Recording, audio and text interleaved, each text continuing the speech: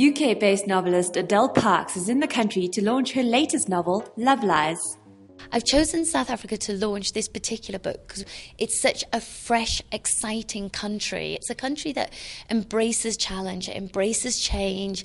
It's a real get-up-and-go country, and you're hard-working, and those are things I think I am. I think we're kind of a natural fit. I've spent a lot of time here, and I just knew that you'd get excited, that you'd get behind the glamour, you'd get behind the romance, but you'd also get behind the realism of an Adele Parks novel, of wanting this heroine to go through an arc, to go through a learning curve, to mature, to change. You want to root for her.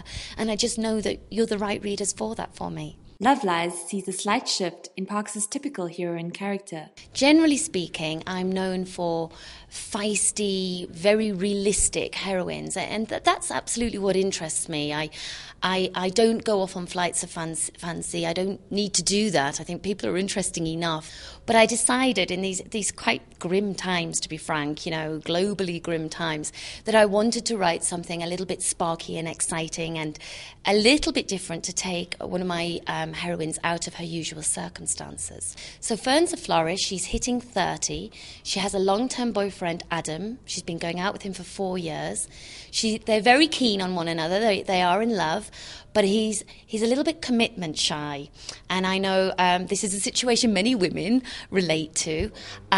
So approaching her 30th birthday, she pretty much gives him an ultimatum.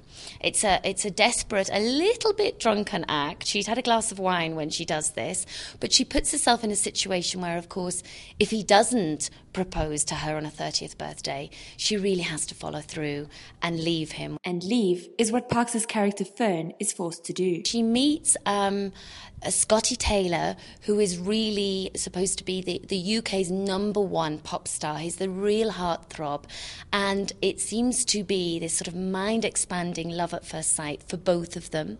He proposes very suddenly, and he takes her to LA, and that's where the story begins. Parks began writing at the age of 26 on business trips, and it took her a few years before she was confident enough to send her work to an agent. I sent him my manuscript on the eve of my 30th birthday. And on the day of my 30th birthday, he rang me up and said, "I love it. You've got something here. This is great." And that was just the most overwhelming fairy tale moment. I had no expectation I would get any sort of feedback or result that quickly. I worked on the script with him for several more months, and then he took it to a publishing house. In fact, he took it to 5 publishing houses, and I really did have this fairy tale situation where all 5 accepted it. Be sure to catch Adele Parks at the Cape Town Book Fair this weekend. I like to think I'm really approachable. I get very excited by meeting my readers. I promise you by the end of this trip, I will have a germ of an idea for a new novel, because that's what happens when you meet your readers. So, I'm in Cape Town, so come and say hi.